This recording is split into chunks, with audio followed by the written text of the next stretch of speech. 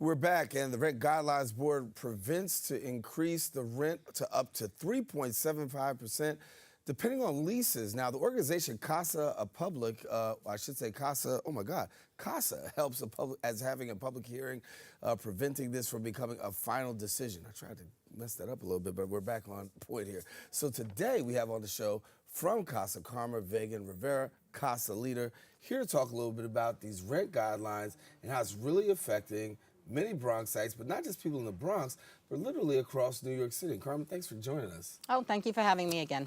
Yeah, I messed up the beginning, but we're going to get it right now. Let's talk a little bit about this here because, as we said, the Rent Guidelines Board has made their proposal, but yet and still we've got a lot of residents across the Bronx and New York City saying, we're paying enough already.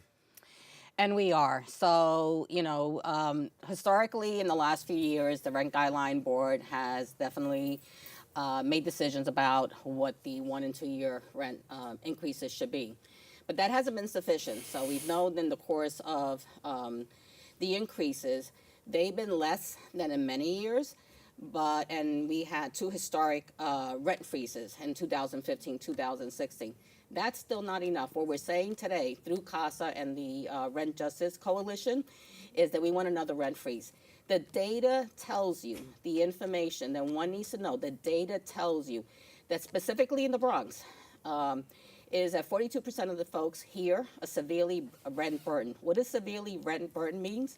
That more than 50% of their income is going towards housing. Yet we know that the federal guideline is 30%, so you can already figure out the math there. Mm-hmm. New York City as a whole is less than 30%. So the Bronx has the highest. This was the last frontiers for folks moving from other boroughs and other communities to come to the Bronx and find housing that can meet their need. That no longer exists. Rent stabilization or affordability is really in a critical stage. And we have to make sure that we voice our concerns and we voice it loudly as a collective action on Monday, June 11th at the next Rent Guideline Board hearing here in the borough of the Bronx. So at this public hearing, what will people be able to do? People will get at least 3 to 2 minutes, possibly 3, to state their case, to say why this rent increase that they're proposing, the 1 year is from 0.75 to 2.75, and as you said, a 2-year lease is going to be even higher. It's being proposed as high as 3.75. We can't afford that, and people have to voice that. Right now, landlords are making a profit. There's a report that even the Rent Guideline has used, based on that federal standard, that says that landlords, yes, they've had an increase in cost, possibly anywhere like 2.4, but they've also had revenue based on the net, the NOI, that states that they've doubled that they've had for over 12 years, they made a profit. So what we want to do is express our voices. Landlords are taking every opportunity, here in the Bronx specifically, to raise rent. They could do it through MCIs, which are major capital improvement. And folks need to really understand what that means. No landlord comes to fix your apartment or your building and is not going to charge it to the tenants. Those are permanent, fixed increases based by rooms. The same thing with individual apartment improvements. The same thing, they have vacancy bonuses. When a tenant moves, it's a 20% tagged on bonus on that rent. And they also charge fees. So landlords have been profiting for many years. It's time that we say we need this to stop. Our incomes are not rising. We have to stop because 42% of the folks are paying more than 50% of the rent. And we know that that number is much higher. Mm-hmm. Those are just the people that we know of as today. Documented, right? Exactly. But you have a lot of undocumented people as well. Exactly. And then they're counted, and you have to look at that.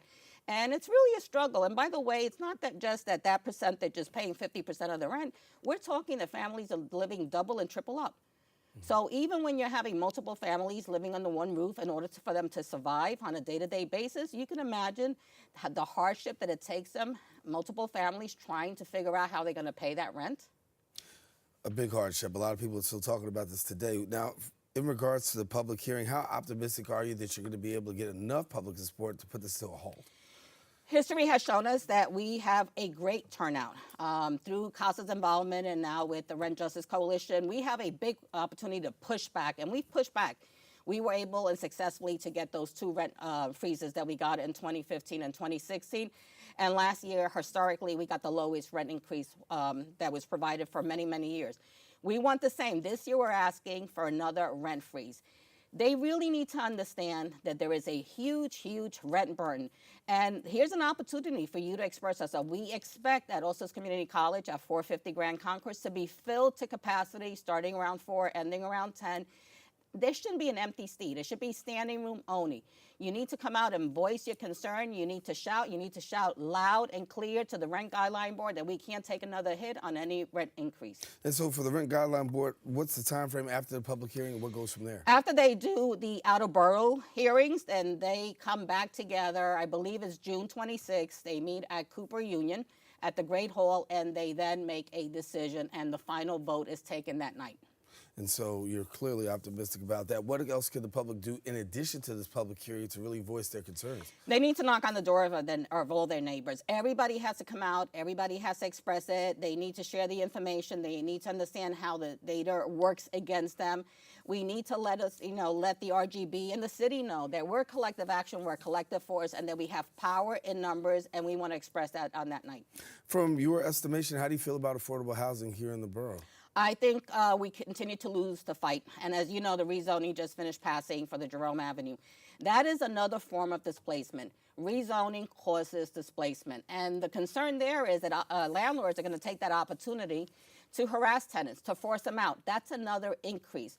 When a landlord forces you out, takes you to court for whatever it may be, not providing basic services, frivolous court proceedings, the goal there is to bring in another tenant who has disposable income and to charge much more money. We need to stop this practice. We need to stop this policy that is in place that continues to displace particularly Black and brown communities. So for people who want more information, what do they do? Well, they can definitely reach out to CA.S.A. We have a website, which is CASApower.org. We are also on Facebook and Twitter, which is CA.S.A. Bronx, and the Twitter handle for Twitter is #RentFreeze.